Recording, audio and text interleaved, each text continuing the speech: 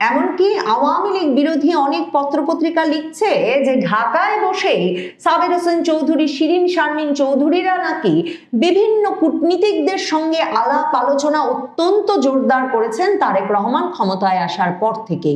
ব্রেন্ট Christensen, মার্কিন রাষ্ট্রদূত, তিনি কিন্তু ঢাকায় নেমে সাংবাদিকদের সঙ্গে যে দেখা করেছেন, একটা বিস্তারিত সভার আয়োজন করেছিলেন, সেখানে স্পষ্ট করে বলেছিলেন যে আপনারা জানেন আমরা সকল পক্ষের সঙ্গে যোগাযোগ করি, কাজেই আমরা সকল রাজনৈতিক দলের সঙ্গে যোগাযোগ করব। কারণ মার্কিন রাষ্ট্রদূত বলছেন যে তারই বহু বছরের ব্যক্তিগত বন্ধু আছেন এমন সব দলেও যারা ক্ষমতায় নাই।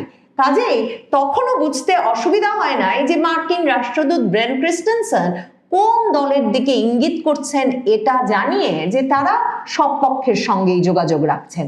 ওয়াশিংটনে, দিল্লিতে, ঢাকায় আওয়ামী লীগের নেতৃবৃন্দের সঙ্গে, বিভিন্ন অংশের সঙ্গে মার্কিন যুক্তরাষ্ট্রের নিয়মিত যোগাযোগ হচ্ছে, এ খবর কয়েক মাসের পুরনো।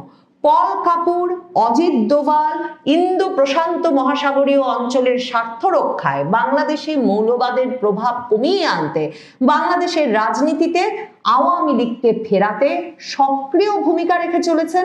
এবং এ দফায় যখন তিনি সফরে আসবেন, তিনি নিশ্চিতভাবে খলিলুর রহমান যখন একজন নির্বাচিত সরকারের পররাষ্ট্রমন্ত্রী, তখন যে বার্তা তারা তাকে সুস্পষ্টভাবে নভেম্বর মাস থেকে বারবার দিয়ে আসছেন, সে বার্তা নিয়ে তিনি কি করলেন, তার নেতা তারেক রহমান, যাকে সেই লন্ডন থেকে যোগাযোগ করে মার্কিন যুক্তরাষ্ট্র তাদের মনোভাব জানিয়ে আসছেন, তিনি কি করলেন, এসব কথা নিশ্চয়ই পল কাপুর সুস্পষ্টভাবে জানতে চাইবেন যখন এ দফায় তিনি ঢাকায় আসবেন।